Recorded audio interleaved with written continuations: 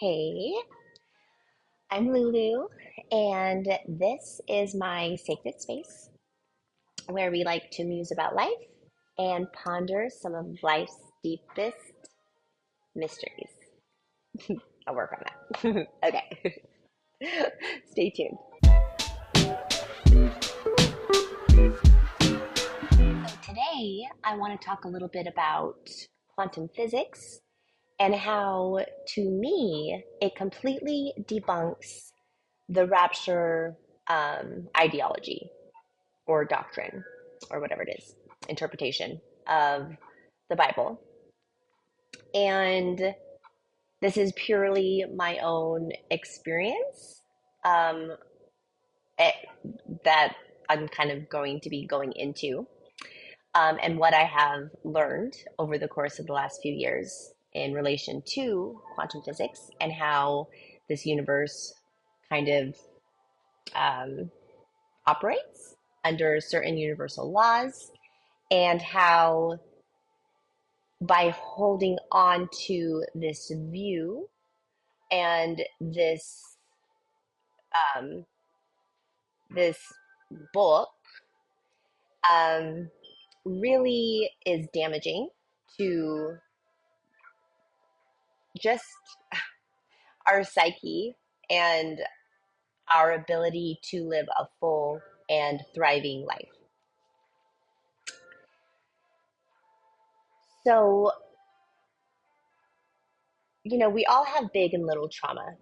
Some of us have bigger trauma than others. And however, even the little traumas, um, can run really deep and wreak havoc on just the way that we operate through life.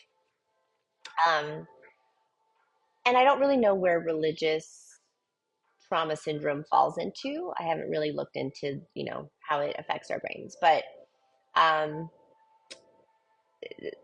I'll put it in like a little trauma, just because it's not really something that is affecting us like on our, you know, body wise or um and when I was a kid, I was probably 5, 6, 7 when the awareness of this belief system really began to um take over, I guess. And it was extremely traumatizing. There was so much fear that I felt. Um, you know, it infiltrated and it wrapped around almost every experience that and the happy times too. Like I had wonderful times as a kid, lots of laughter, lots of, special moments, you know, but when you're told that this horrible thing is going to happen and you'll live through this horrible thing unless you do this other thing, and it's so heavy. I know that those in leadership during that time were following what they thought the Bible was telling them and how they were interpreting it. But there was no Google. There was no really way for the leaders of like the 80s and the 90s to really vet out this stuff.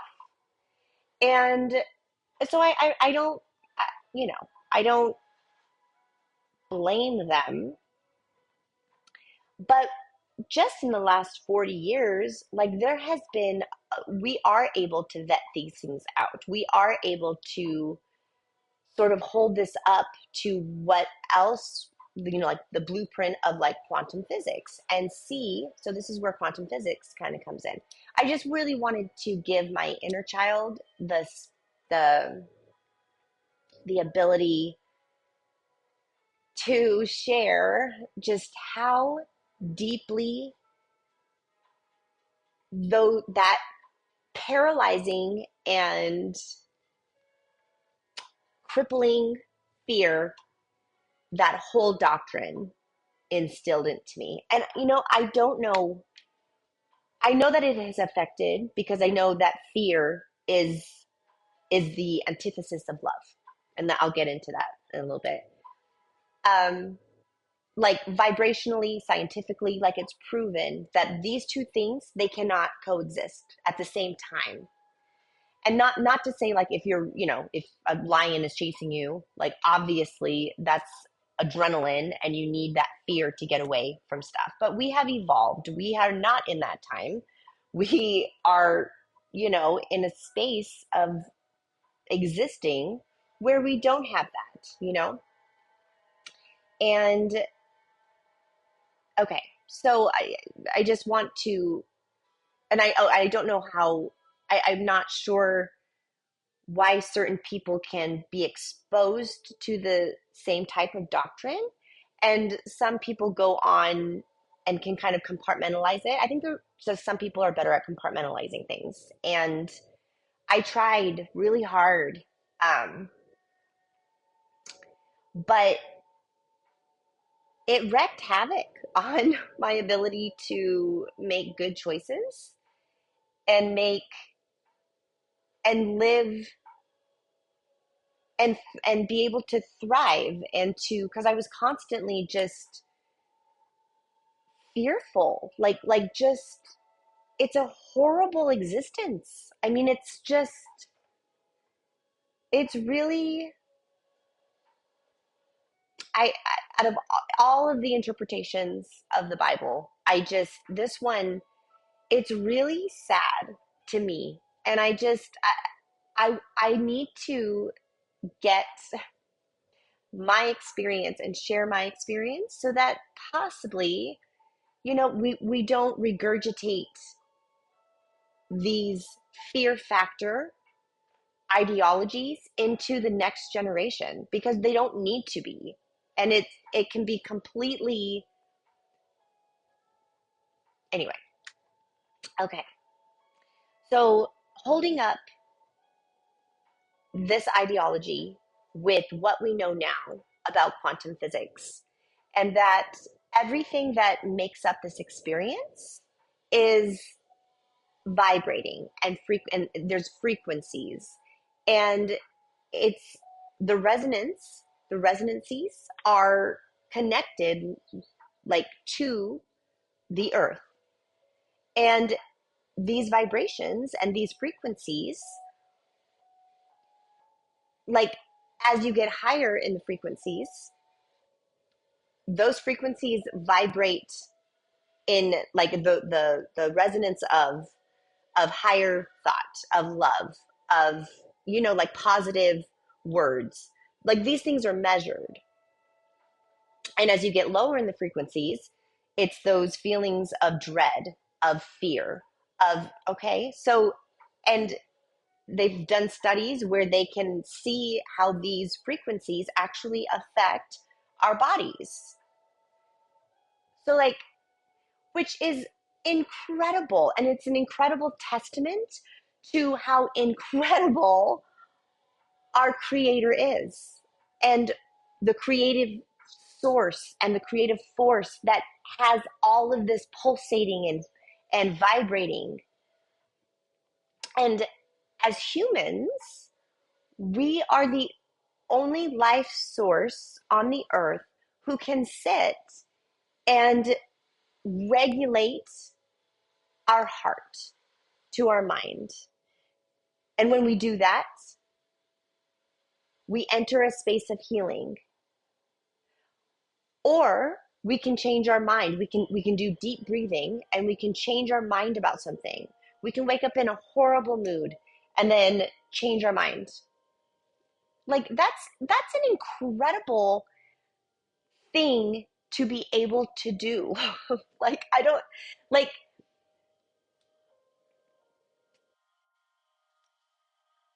so I think,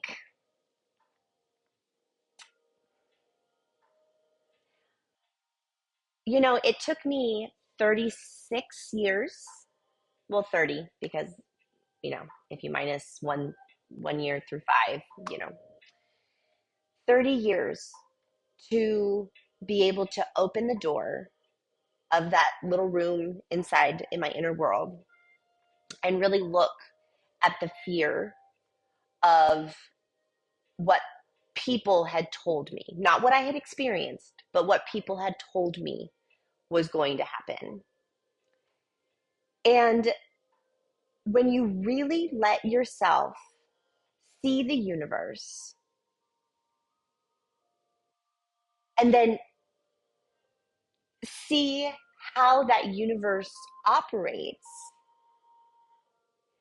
and to realize that, like, through our looking at things and through our experience, we shift life. Like, life is not shifting us, we are shifting life. Like, particles, everything is made up of particles. Like, when they zoom in to things, and what all that those little things is what everything is made up of. I mean, it's incredible. It's mind blowing. And quantum physics has also shown that fear and love are two completely different frequencies, and they cannot they cannot be present at the same time. You're either in constriction, in fear, or you're in expansion, and you're open, you're curious, you're wondering, you're you're in awe. Even that verse in the Bible, the fear of the Lord. Fear, when it's like the correct translation, is reverential awe, which is beautiful. So I remember thinking, like, oh, okay, this fear that I'm feeling at this thing that might happen in the future, and this horrible, horrible thing, I'm supposed to feel this because I'm supposed to fear God. And if we're in awe of what this creative force has developed and evolved and pulsating and vibrating, and we're a part of that, and we're able to shift our own minds and be able to resonate and co-create, that doesn't jive with what we have been told in this narrative of the Bible. Like, it doesn't jive. And when we look at it, and we need to be able to sit and allow ourselves to be curious. Because if we're telling ourselves that we're only allowed to look in this one book that was put together by men thousands of years ago, and that it hasn't been, I mean, yes, it's been translated so many times, but no, like, we don't want, like, if we hold it up to what we now know how the universe works, and it does not take away from our creator at all.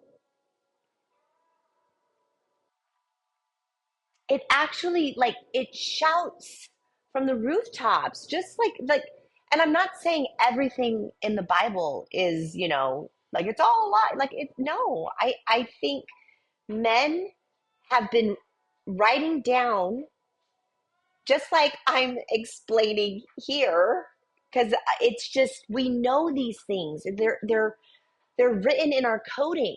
Like, we know this, we know these things, we know this. But the things that we have been told from outside of ourselves, you know, we don't owe it to anyone to take anything at face value.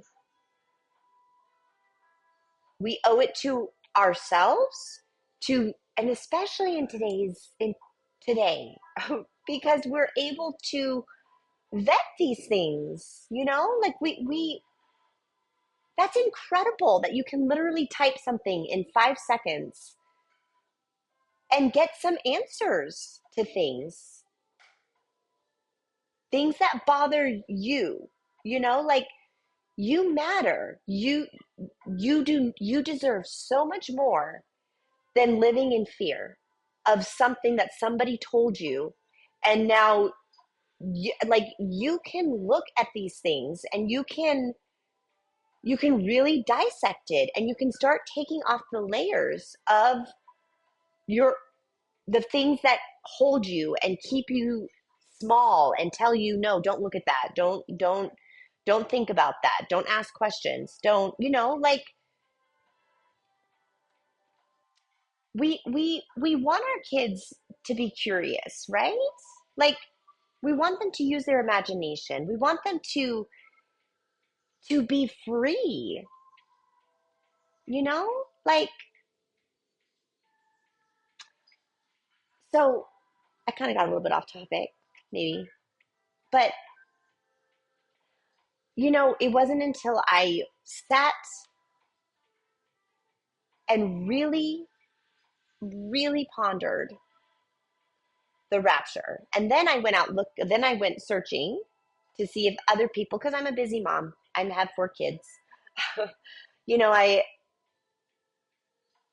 I'm so appreciative and thankful that others have done the legwork and have broken down things so that and then share it, because we're in this together. It's the human experience. We're figuring it out together, That's the beauty in connection, in relationship, you know, where, yeah. So, what really helped me release, and I don't think it was, I think people are always looking for a tangible experience with the divine. And if you watch the 2 videos that I'm going to post with this, um, the gentlemen, I absolutely love both of them, Aaron Abke and Aaron Tomlinson. They do such a good job at simply presenting the facts of what these interpretations, how they started, their origins, what they, and it's so important because if we don't know the origin of things, then we are purely relying on word of mouth to give us the information in order to live a full and prosperous life. Period. Like, and I think understanding how the universe works and how the universe works through us, like we're able to sort of overcome, like the more that we are comfortable with ourselves and we love ourselves, not from an egoic, like, oh my gosh, I'm so amazing, but like from just a wow, like I, I am connect, like we are all connected. Another thing that quantum physics shows us that is also, there's another guy, gosh, I'm going to get his first name wrong. His last name is Brenner, and um, he and a group of his friends or co, just he and a group of met people, um, um, translated the Book of Genesis, but they kept it as close to, because like the Jew, um, Hebrew is completely, just the way it is written is completely different than Greek, and especially English. Like we're very expressive. We're very not expressive, but we're very gosh, what's the word? Like imaginative. Like there's another word for that, but we talk very abstractly. Maybe that's the word, abstract. Hebrew is very literal. Like it's completely different, completely. Anyway, so the way that he even when he translated it that way, the way that it describes everything is that the creator is infused into everything, which is what quantum physics shows us. So like, like, I don't know. I'm not a physicist. Nobody, but even physicists are like, we don't really know how it works. It's just everything is connected. Everything is infused, so we're all connected. So knowing this, it cannot help but shift the way that we view everything. Like it has to. And one last thing, um, and this kind of goes back to the Bible.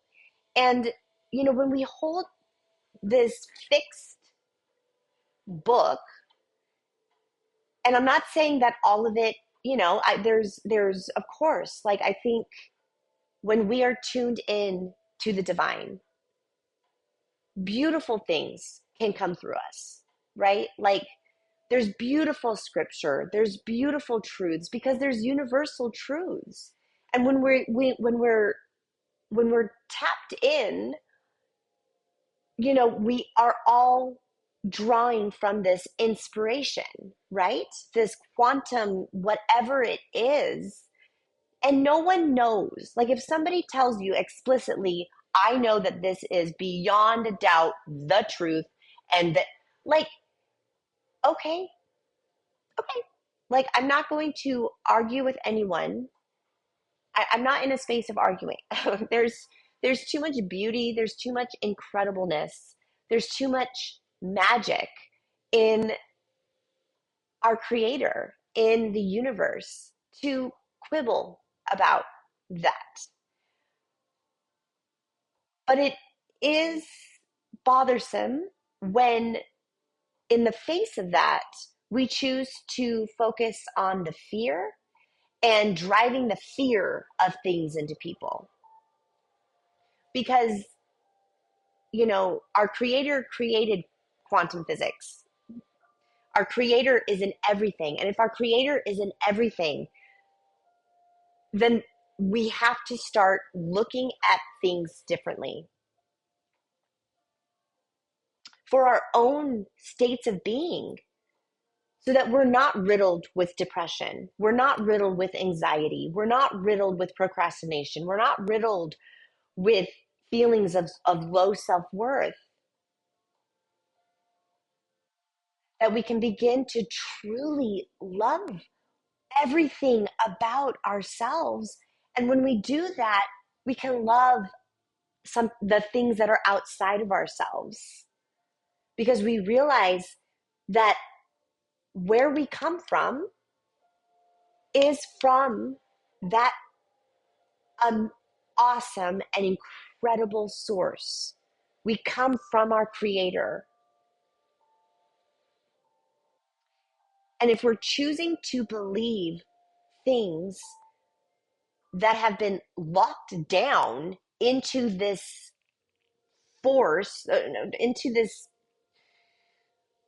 man-made book, it's and it's not something where I'm like, assemble the persons and we're gonna figure this out. That's what they did when they put the Bible together. Like they're like, we're gonna do a council and we're gonna decide what everyone's gonna believe because we don't want unrest. And when really we have the ability to sit with these things individually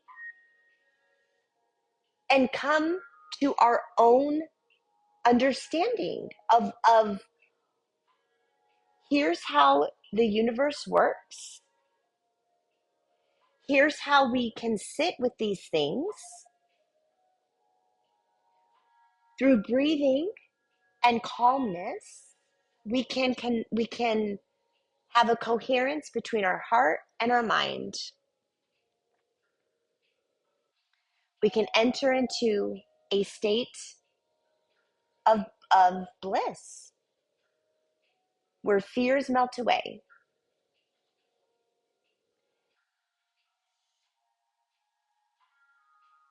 And I wish the words of Jesus have not been translated and chopped up. And, like, but I firmly believe that the words that were spoken align with what quantum physics is telling us, that the kingdom of heaven is not some far off place. It's not something that we get to experience after one short life, and then, hopefully, like you didn't sin right before you died, or you didn't do something that, made God turn his back on you. And then, you thought you said the prayer right, but then something happened and I mean, all of that is riddled with fear. Like, that is so, rather than just having the blueprint of, wow, the universe is freaking amazing. Our creator created that universe. He created quantum physics, created these universal laws that have vibration and frequency, and we're able to tap into that, and we're able to sit and we're able to meditate on just the beauty of what that even means, without the presuppositions of men who, I'm sorry, but I see the men in leadership around me, and women, and just the ego. And when the ego is allowed to run rampant, man, like, they want to lock down the inherent goodness that runs through each and every human being. And they want to tell a story that strips us of our divine blueprint. And I'm just so grateful that I can be here on the other side of that fear, because it was awful. It was I could not, I did not look forward. I looked forward to Christmas because I loved, my kid doesn't love Christmas. But when New Year's would roll around, I was just like, I can't even describe like the feeling of crushed, and that lasted, of just like crushed, just debilitating and petrified fear. Like, and I drew, and I mean, I'm an artist, like, and when I started, what two things caused me to really look into these fears that I had held on to, because I assumed, if churches are telling us this, then, whatever, I'm you're just taught to believe and not question things, and to, you don't, you, until you make a very conscious decision of, okay, I'm going to research this because I don't like the way that my life is right now. And I had anxiety, depression, procrastination, and I hadn't drawn in over 15 years. And I loved drawing. Like, I would pour over Norman Rockwell books. I would look at Andrew Loomis books. I would just, and crafting and creativity. Like, I'm a type B creative. Like, and not that I'm like so great. I'm still learning to reawaken these inside me, because they were dormant for so long. Because, you know, fear is just, it, it just, it throttles, it throttles, um, that creative spark, that we all have. And when I first started really looking into, are these fears founded? Like, do I have, was do I pass these on to my kids? And why can I not create?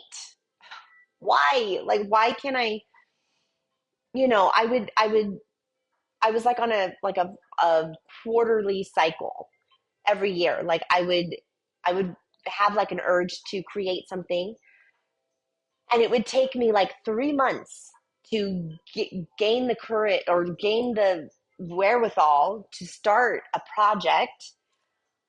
And then I would do the project, and then I would have to not do anything for months after, because I would be so, it took so much effort because I was so, fears just, it's really hard, you know, to operate in both. And I kind of going back from where I started, I don't know, I don't know. And that's where we're all so unique and beautiful, and we're just, everyone's story is so unique to you, to me. Like, I don't know why, aside from I think whatever traumas find their way to us,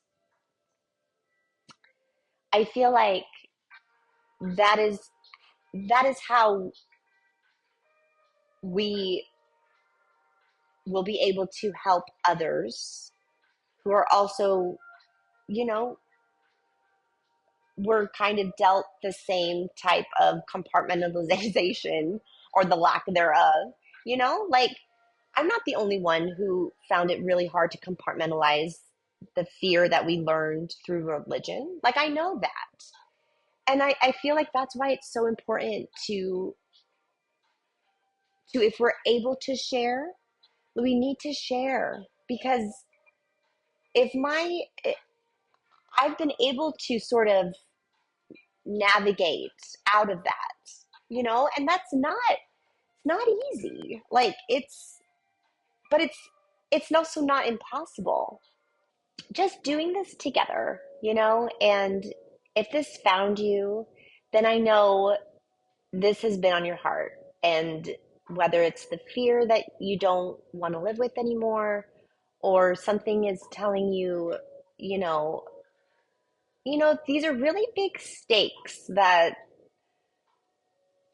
the, you know, that have been around for millennia. And, you know, I just, I think we should utilize the fact that we are in 2025, and not see it as, oh, it's the end is coming, it's the last days. Like, I mean, okay, but what if it's not? Like, we've been saying that for decades and hundreds of years, like, okay, but what if it's not? What if we're here for another, whatever? Like, what if? So we're going to live like, like, what if it's not? What if we're in the time that we are able to research this stuff? That's a huge, I mean, that's a big responsibility. Okay. Like, we need, like, let's answer the call. Like, let's vet this stuff out, not so that we can create a new book that is, now everybody has to read this book because we vetted it. No, so that we don't have to have that attachment, and we can actually explore what it means to be God's kids. What does that mean without these dichotomies of external factors and presuppositions? Like, if we are true, like, if quantum physics is showing us that through our ability to look at things, we can shift things, we can shift our own minds, we can create a space of, peace and tranquility because we are connected to our creator. Not because we're like, oh, we're so amazing. No, because we are everything in the universe is functioning with this stuff that nobody knows what it is. You know, I mean, I feel like I know because I can look around and because I can feel this tangible awe, this like wow, like from everything, from ourselves, from being able to get up in the morning to, like everything. It's just incredible. So I'm just, yes. I'm sorry. I just, I know what that feels like to be in that debilitating fear. And to be on the other side of that is just, it's so exciting. And I want to share that different way of just, like what if, like are we so in our ego that we can't say what if we've just, like when the Reformation happened, right? And Protestantism, happened, like they had the right idea because the Roman Catholic is really what began the creation of this is the Bible, this is what everybody believes, and if you don't like it, we're going to burn you. So, like, I feel like they really were trying to get away from that. I think they felt that inner, like, okay, you know what? We don't need this mediator. We don't want to be told what to do. We're going to go this way, which is a good thing. Like, I think rebellion is part of the human experience because we all know that we are inherently connected to source. So if something outside of us is making us feel through, over time, and we get more awareness, more knowledge, more understanding, then that's a good thing. It's going to create more boldness and more courageousness of like, wait a minute, this is wrong. Like, we're not supposed to treat each other this way. We're supposed, but the Reformation, we still clung to this talisman almost of the Bible, like we didn't allow ourselves to be like, okay, so why do we feel this way? What is that? And I mean, you only can function within the realms of what you know. So of course it's going to take another 1,000 years for us to get to this point of like, okay, well, now we have science to back up the fact that I mean, yes, there's scientists who say that, there is no God and it's just an all. I mean, I can't buy into that because I just looking at it, because I can see, okay, like a clock or like a watch, like humans created a watch. And I mean, how incredible is a watch, right? Like all the little gears and stuff, it's incredible. So, like, that took a creator, right? A earthly creator, but it took a creator. So, we're going to just say that the entire universe and all the universes that are, like that didn't take a creative force. Like, okay. I mean, that's kind of silly to me. Anyway, okay. So I love you guys so much. And I want you to know that it's okay to be curious. It's okay to look out into the world of wonder and question things. My gosh, like you know, if something is making you fearful, then we need to be able to sit with that and think and ask ourselves, why is this making me afraid? Why am I still holding on to this? What this is? What is this? Did I did When did this find its way into my personal inner sacred space? What is this? For me, it was the rapture. It was end times. It was being told that we are separated from God. Like that, those things brought me this overwhelming petrification. And what's petrification? Petrified, like shriveled up, right? this shriveled, just constricted. And I'm sorry, but those those feelings were in my inner space because of what other people told me. Like I didn't just, like those just didn't come to me. Like I was told those things, and therefore I felt this is what I was creating out of that space. When I got to the point of I do not want to feel this way anymore, I don't want to I don't want to explode at my kids because I have no more inner space, and I'm so afraid of the future, and I don't know what's going on, and I don't, like I that's not a way I want to live. What can I do to, figure this out? I realized that sitting with these things and sinking our mind and our heart creates it like pushes things out in our inner world, if that makes sense. It gives us space. It gives us just the ability to be like, okay, so what the heck is going on? It gives us the ability to take accountability of, why am I allowing these things in my life? What can I do? What can I do? How how can I don't want to spiritually bypass things anymore because we only have this short life and then we die, and then really don't want to. I want to make sure that this epic fear factor thing, so I'm just going to hide until I die, and then hopefully, I mean, it's just weird. Like if you really sit with it and you really think about it, and let your let your empathy and your compassion for other people. Like, do we really want people living this way?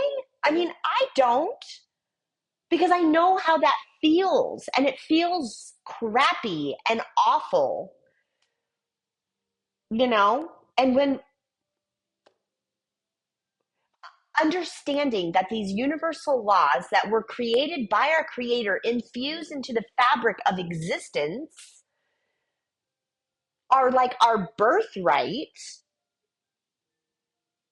what we have been told by man is contrary to what we see in the fabric and in us and in our minds and our hearts. Like the things that are written within our DNA and our blueprint, it does not line up. So, okay. I love you guys. I will see you in the next video. You are loved. You are enough. You are worth it for you to fight for. Not fight for, but to get out there and just not even get out there. Like just be where you're at. Be where you are. Have compassion for yourself. Have compassion, have empathy. You've gotten to this point. You rock, okay? You are amazing. If this found you, you've watched this till the end, you are craving a different blueprint. You are craving that breath of like, oh my gosh, okay, I don't have to be constricted. I don't have to be petrified. I don't have to be. We don't have to be. We don't.